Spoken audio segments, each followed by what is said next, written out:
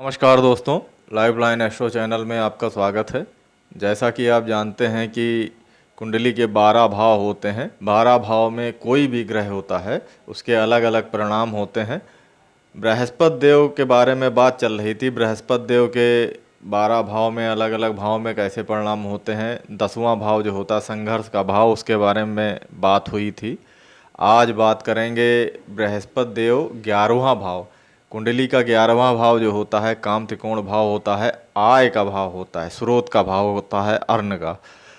इस भाव में अगर बृहस्पति देव विराजमान होते हैं तो अपना कैसा रिजल्ट देंगे, इसके बारे में आइए चर्चा करते हैं।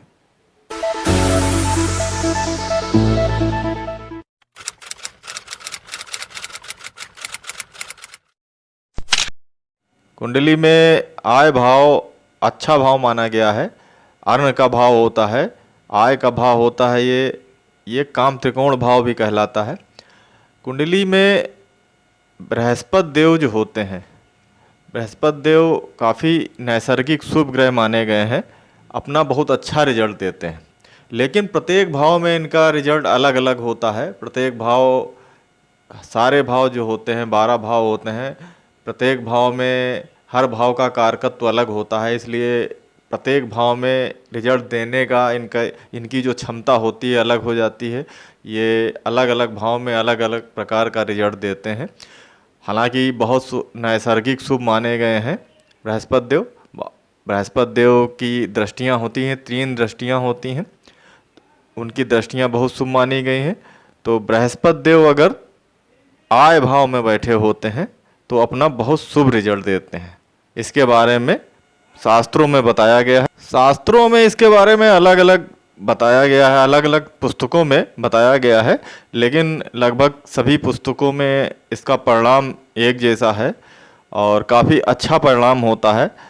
फल दीपिका पुस्तक में इसके बारे में बताया गया है। श्लोक नंबर 16 में, आयस्थे धनिको अभयो अल्प तनयो जैवत्र को यानगो, ये श्लोक नंबर 16 में ये पहली पंक्ति है। इसमें बताया गया है आय भाव में अगर बृहस्पति देव होते हैं, बृहस्पति देव विराजमान होते हैं तो ये अपना इस प्रकार से परिणाम देते हैं। एकादश में गुरु हो तो व्यक्ति धनी, निर्भय, कम पुत्रों वाला, वाहन से युक्त होता है।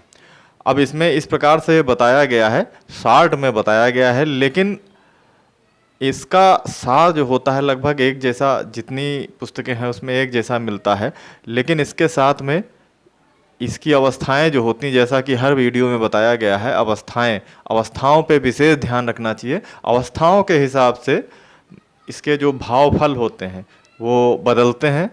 कभी बहुत शुभ हो जाते हैं, कभी थोड़े से अच्छे मिलते हैं, कभी कुछ निगेटिव परिणाम भी मिलते हैं। तो इसके लिए आपको इसकी अवस्थाओं के बारे में, अवस्थाएं जो इनकी 12 अवस्थाएं होती हैं उसको देखना बहुत ज़रूरी होता है, क्योंकि ज़्यादातर व्यक्ति जो होते हैं, कोई ज़रूरी नहीं है एक ही लगन की उनकी कुंडली है और उसमें बता दिया गया बहुत अच्छा रिजल्ट मिलेगा बृहस्पति देव अगर आय भाव में बैठे हैं, तो ऐसा नहीं होता है। क्योंकि व्यक्ति ज़्यादातर हर व्यक्ति की कुंडलियाँ अलग अलग लग्न की होती हैं और अलग लग्न के हिसाब से अगर बृहस्पति देव आय भाव में विराजित हैं तो अवस्थाएं उनकी निश्चित है कि अलग अलग अवस्थाओं में होंगे। नीच के भी हो सकते हैं या उच्च के हो सकते हैं, नवांश अलग हो सकता है उनका, उच्च नवांश में हो सकते हैं, नीच नवांश में हो सकते हैं, शुभ वर्गों में हो सकते हैं या पाप वर्गों में हो सकते हैं। इस प्रकार से इनकी 12 अवस्थाएं होती हैं। 12 अवस्थाओं के बारे में हर वीडियो में अलग से बताया गया है कि 12 अवस्थाएं कौन कौन सी होती हैं। तो इस चीज़ों पर विशेष ध्यान रखना चाहिए, क्योंकि बृहस्पति देव यहाँ पर फल दीपिका के अनुसार बहुत अच्छा अपना परिणाम देते हैं। इसके अलावा इनकी डिग्रियाँ होती हैं। डिग्री जो होती है बृहस्पति देव की डिग्री, आप जानते होंगे कि 10 से अगर अंदर है तो ज़्यादातर अच्छी नहीं मानी जाती, मृत अवस्था या वृद्ध अवस्था हो जाती है। वो सम या विषम के हिसाब से देखना पड़ता है। और 20 से ऊपर डिग्री अगर है तो तब भी ठीक नहीं मानी जाती है। बृहस्पति देव की अगर डिग्री 10 के ऊपर जा रही है, वही 15-15 के लगभग, तो बहुत अच्छा होता है। डिग्री पे विशेष ध्यान देना चाहिए। इसके अलावा इनकी दृष्टियाँ होती हैं, 3 दृष्टियाँ होती हैं, उस पे ध्यान देना चाहिए। तो दृष्टियाँ इनकी किस पे पड़ रही हैं इसके ऊपर भी चर्चा करते हैं।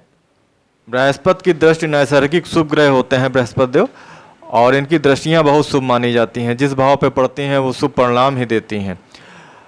आय भाव में अगर बृहस्पति बैठे हुए हैं तो 5वीं, 7वीं और 9वीं दृष्टि इनकी, 5वीं दृष्टि जाएगी 3rd हाउस पे। तीसरा भाव कुंडली का जो होता है, यहाँ पे इनकी 5वीं दृष्टि, पहली दृष्टि जाएगी।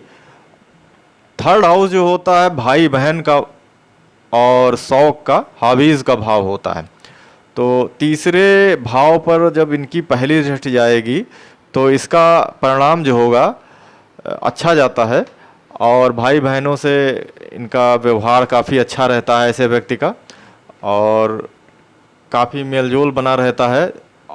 इनके जो शौक़ होते हैं, शौक़ वगैरह इनके पूरे होते हैं। जो भी हॉबीज़ हैं, इनके शौक़ हमेशा जो भी रहे होंगे वो अपना ये पूरा करते हैं। धार्मिक कार्यों में ज़्यादातर लिप्त रहते हैं ऐसे व्यक्ति, ऐसा देखा गया है। चूँकि काम त्रिकोण भाव है, काम त्रिकोण भाव से पंचम पे दृष्टि इनकी जाएगी। दूसरी दृष्टि जो होती है पंचम पे जाती है। तो शिक्षा तो ऐसा व्यक्ति प्राप्त करता है, शिक्षा प्राप्त करता है, और संतान का भी भाव होता है। तो ऐसे व्यक्ति की संतानें भी होती हैं, लेकिन पुत्रों की संख्या कम होती है ऐसा बताया गया है। काम त्रिकोण भाव से ये जाती है 5वें भाव पे दृष्टि इनकी। पुत्रों की संख्या काफ़ी कम होती है, लेकिन पुत्र जो भी होता है वो आपसे ज़्यादा नाम करता है। शिक्षा में हो, किसी भी क्षेत्र में हो, वो आपसे ज़्यादा नाम करता है, ऐसा भी बताया गया है शास्त्रों में। चूँकि 11वें भाव से इनकी दृष्टियाँ जो जा रही हैं, और ये तीनों भाव, तीसरा और 7वां भाव और 11वां भाव, ये काम त्रिकोण भाव हैं। तो ऐसे व्यक्ति की इच्छाएं बढ़ जाती हैं। ऐसा व्यक्ति जो होता है इसकी इच्छाएं बहुत होती हैं, काफ़ी प्रबल इच्छाएं होती हैं। 9वीं दृष्टि इनकी 7म भाव पे जाती है। 7म भाव विवाह का भाव माना गया है। तो 7म भाव पे इनकी 9वीं दृष्टि जाएगी। तो ऐसा व्यक्ति जो होता है विवाह के संबंध में भरकस कोशिश करता है, विवाह को निभाने का अपनी पूरी कोशिश करता है, कंप्रोमाइज़ करता है। अगर कोई विवाद होता है तो विवाद को सुलझाता है। ऐसा व्यक्ति विवादों में ज़्यादा नहीं पड़ता है। अब वो अलग बात है कि समझाने के बावजूद भी, सुलझाने के बावजूद भी आपका विवाह आगे ना चल पाए, क्योंकि ऐसा भी देखा गया है कि विवाह भी टूटते हैं, आजकल तो आम बात हो गई है। तो इस प्रकार से इसके मिले जुले असर रहते हैं। हालांकि जब भी आपकी कुंडली में 11वें भाव में गुरु बैठे हों तो उनकी अवस्थाएं ज़रूर देख लें। अवस्थाओं के हिसाब से इनके जो परिणाम होते हैं वो बदलते हैं। कभी बहुत शुभ हो जाते हैं, कभी कुछ मिले जुले रहते हैं, कभी निगेटिव परिणाम भी मिलते हैं। अगर यहाँ पे नीच के बैठे हैं और अच्छी अवस्था में नहीं बैठे हैं गुरु, तो यहाँ पे कभी कभी काफ़ी ख़राब परिणाम भी मिलते हैं, ऐसा देखने को मिला है। लेकिन कुल मिला के यहाँ पे अच्छा परिणाम मिलता है। इनकी नैसर्गिक जो शुभ दृष्टियाँ हैं वो अच्छा परिणाम देती हैं। तो दोस्तों 11वें भाव में बृहस्पति इस प्रकार से अपना रिजल्ट देते हैं, आपने जाना। अगले वीडियो में फिर बात करेंगे 12वें भाव के बारे में बात करेंगे। अगर आपको ये वीडियो अच्छा लगा है तो कृपया सब्सक्राइब ज़रूर कर दें और हमारे चैनल से जुड़ जाएं। मिलते हैं अगले वीडियो में, तब तक के लिए नमस्कार, धन्यवाद।